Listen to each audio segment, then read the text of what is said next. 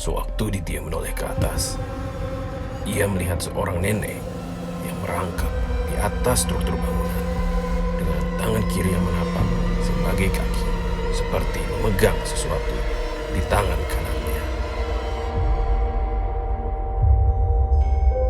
Pada akhir tahun 2011, di kota Jakarta, Dito tidak pernah menyangka bahwa kejadian ini terjadi kepada dirinya.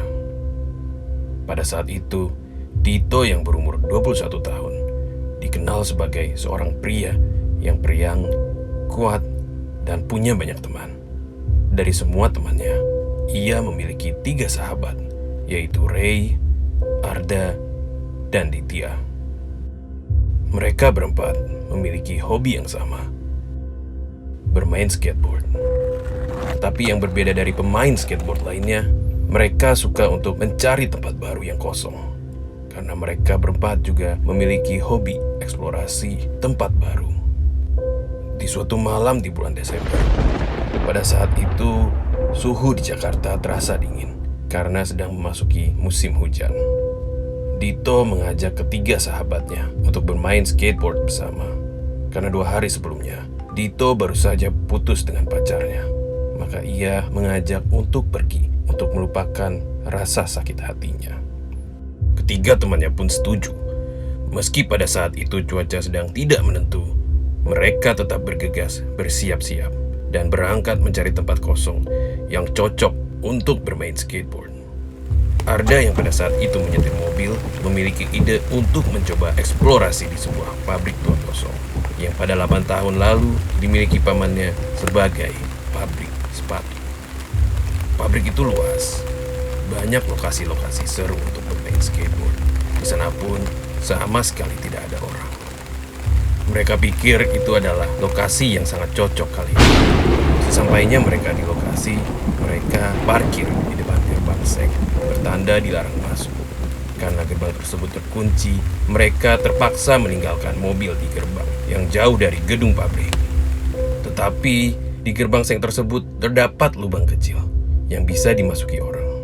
Konon katanya, lubang tersebut sering digunakan pemulung untuk mencari besi atau barang-barang yang masih bisa dipakai di dalam pabrik. Oleh karena itu, mereka masuk melewati lubang tersebut dan berjalan sekitar 10 menit melewati ilalang dari jalan yang tak terurus setelah sekian tahun hingga sampai di gedung pabrik. Dito berkata bahwa ini lokasi terbaik yang pernah ia temukan selama bermain skateboard karena lokasinya yang sangat luas, lantai halus yang terbuat dari beton, dan yang pasti tidak ada sama sekali orang yang akan komplain. Selama 15 menit pertama mereka asyik bermain skateboard, mencoba semua lokasi satu persatu sambil merekam sebagai bahan konten. Tetapi semua itu terasa janggal setelah Ray kembali ke lobi utama untuk mengambil air minum di tasnya. Sewaktu Ray mencapai lobi utama, ia melihat bahwa semua tas mereka seperti habis diguyur air dan basah total. Baju ganti, kamera, dan perlengkapan mereka basah kuyup. Namun anehnya, yang basah hanya tas mereka. Lantai di sekitarnya sangat kering. Terlihat seperti ada seseorang membawa tas mereka dan mencemplungkan tas mereka ke kolam hanya untuk mengembalikan tas tersebut ke lokasi sebelumnya. Janggal menurut Ray. Setelah Ray bertemu teman-temannya kembali, ia bercerita tentang kejanggalan tersebut. Namun teman-temannya tidak menanggapi dengan serius. Mereka pun akhirnya melanjutkan bermain skateboard. Sampai akhirnya terdengar seperti ada orang lari di ruangan sebelah sambil tertawa. Suaranya seperti wanita tua. Dan yang mengerikan bagi mereka, terdengar langkah kaki yang aneh, tidak seperti manusia normal pada umumnya. Karena terdengar seperti 3 suara kaki. Layaknya orang tersebut memiliki 3 kaki. Mereka pun langsung terdiam dan melihat ke arah pintu masuk di mana suara wanita tersebut berada. Tanpa pikir panjang, mereka mencoba jalan perlahan, mencoba keluar dari gedung tersebut. Setelah berjalan sekitar 2 meter, tiba-tiba rambut Ditya seperti tertetes air. Awalnya ia tidak menggubris, namun ia pun memutuskan untuk melihat dari mana air ini berasal. Sewaktu Ditya menoleh ke atas, ia melihat seorang nenek yang merangkak di atas struktur bangunan dengan tangan kiri yang menapak dan tangan kanannya memegang kayu. Nenek itu semakin senyum lebar saat melihat bahwa Ditya melihatnya. Ditya pun langsung lari teriak tanpa pikir panjang. Mereka berempat langsung berlarian. Namun sejauh manapun mereka lari, mereka hanya berputar-putar di ruangan yang sama. Seperti di lobi utama, menghilang dari gedung pabrik. Tidak ada jalan keluar. Setelah mereka lelah berlari, secara tiba-tiba di kegelapan, muncul wajah nenek persis di belakang Ditya, tersenyum lebar. Lalu nenek itu langsung menarik Ditya ke dalam kegelapan dengan merangkak sambil tertawa.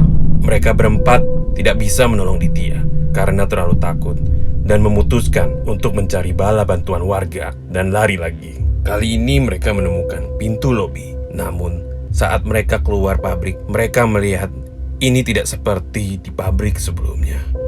Tidak ada rawa-rawa dan gedung pabrik pun bersih seperti baru. Terasa seperti mereka kembali ke masa 8 tahun lalu saat gedung ini masih beroperasi. Namun tidak ada orang sama sekali. Mereka pun mencoba mengikuti jalan mereka pertama datang. Namun dari balik daun pohon beringin di arah jalan keluar, seperti ada wanita yang mengintip.